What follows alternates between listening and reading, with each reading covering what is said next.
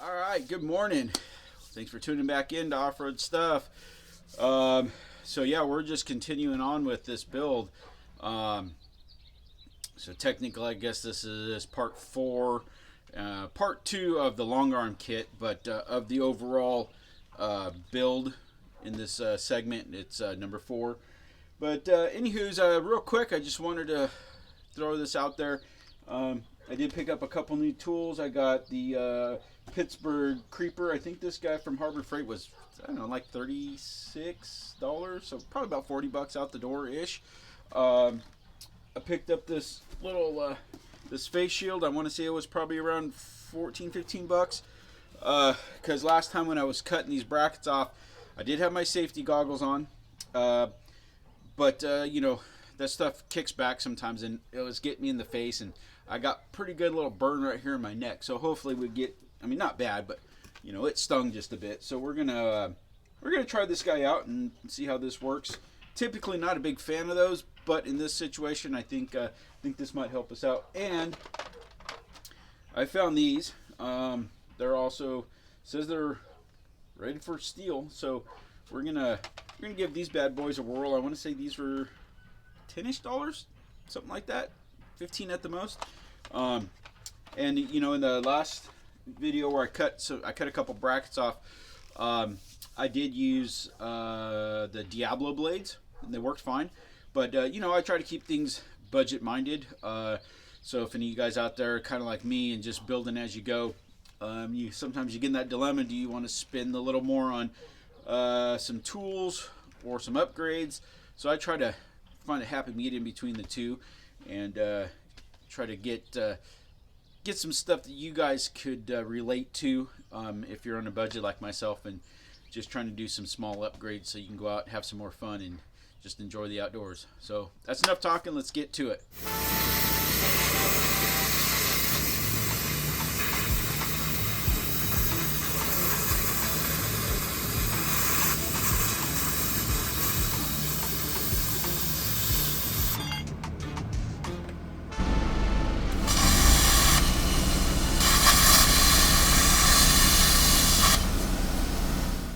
Alright, so I got the, I guess that's for the upper link part, and then I got across the outside of the lower. You guys saw I had my fire blanket up tucked behind there. I got to get that side off, and there's a little room back in there. So what I'm going to do is I'm going to take the grinder and probably go on the inward side a little bit, kind of.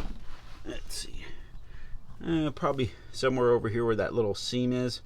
I'm gonna rip it up the middle to get this outer piece off, and then I could go in with my grinder and score that inner piece, and you can just kind of wiggle it back and forth, and it should just break off.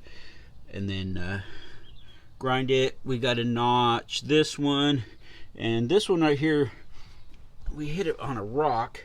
You guys can kind of see it's not bad, but it's tweaked just a little bit that the bracket doesn't quite fit perfect. So I think we're gonna have to trim that one a little bit.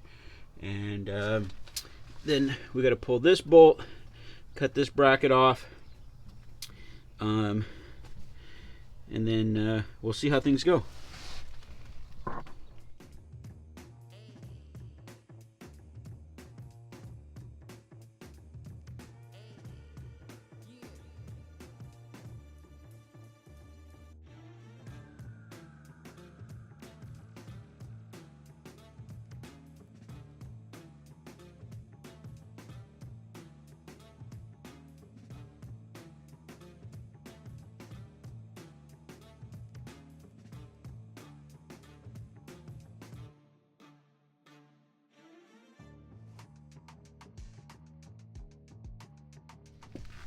All right. Okay. I'll get my finger out of it. All right. So we got her cut off, just nice and careful. As you guys can see, there's a little bit of room back here. Just when you get right here, probably the last, I don't know, 2 or 3 inches right there, it gets pretty close to the gas tank. So I just kind of went real easy, and then, you know, you saw me wiggle and break it off. So And then I'm probably just going to leave that. I'll just throw some paint and not even worry about, because the bracket's going to come way over here somewhere. Or, sorry. Where's, oh, up here. The bracket goes way up here. So we're just going to paint that. And, yeah, we're going to get this cleaned up. Got to get this piece. I got a little deep right here. So watch your angles if you're using a plasma cutter. But I think we're good. All right, so this upper piece of the bracket that's welded on the top of the frame, I was going to leave it, but then I decided, well, let me see if I can't cut it off. So what I did is I just took a hammer and a chisel, and I got it bent up, got my crescent wrench on here, and I was able to pry it up. So we're going to try this Hercules Legendary Performance. So be careful, there's a couple wires back there.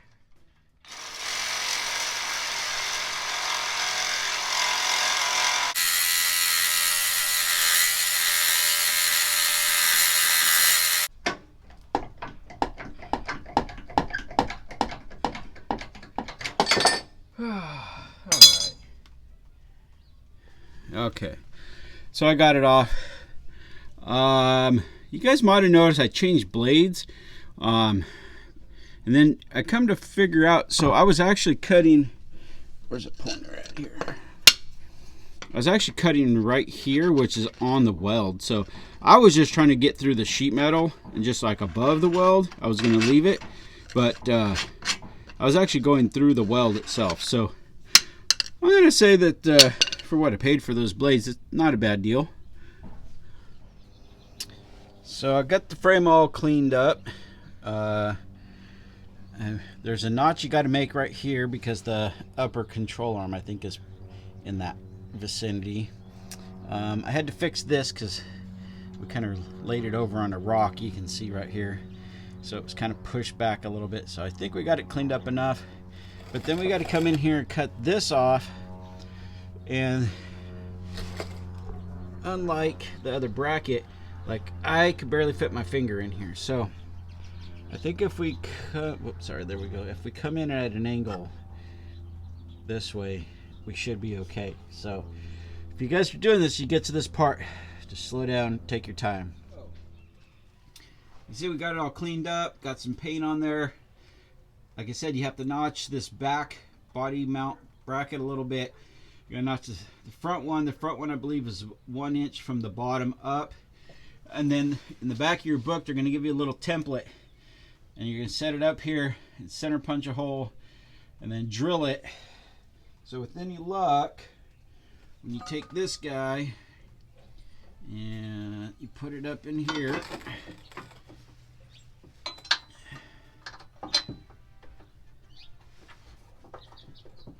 come on.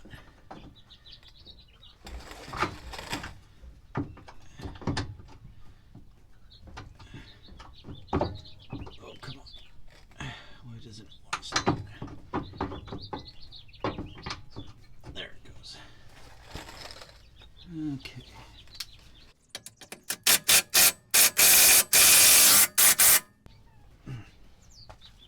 And then, with any luck, if I drilled all the holes in the right spot, where'd my washers go? Oh, I hear them. Oh, where are they at? There it is. Okay. So with any luck, this hole right here lines up. And I don't think it is. Let me see. It's close. Let's take our drill. Hey, what happened?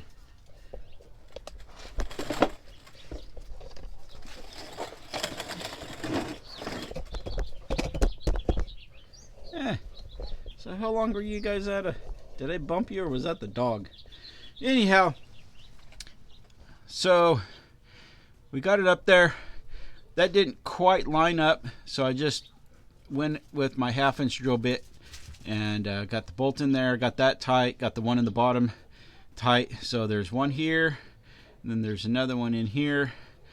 We got to drill those, and then you put the flag net through the hole. It goes on the back side, and I think that's it. So we're going to try to get this going here because it's starting to feel like it's sprinkling a little bit. Oh yeah, look at that. You see those little dots on the fender? It's not supposed to rain until tomorrow night.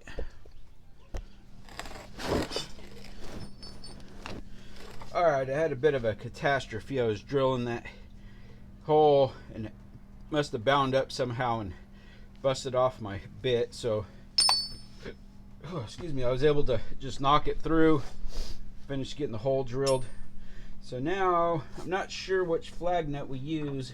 Oh, I think that's it because it lines up.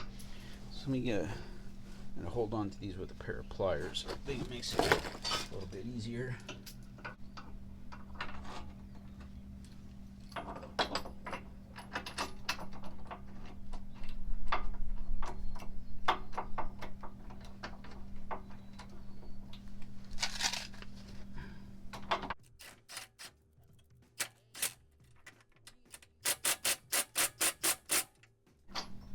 Get it started. Oh, there we go. We're good. A little bit tricky, but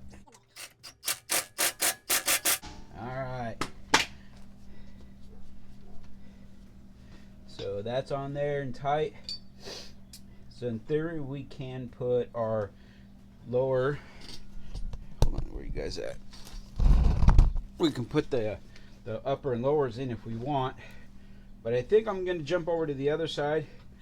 Do copy and paste. Hopefully that's a little easier because I don't have to worry about the gas tank, so I should be able to get a little more aggressive and knock it out.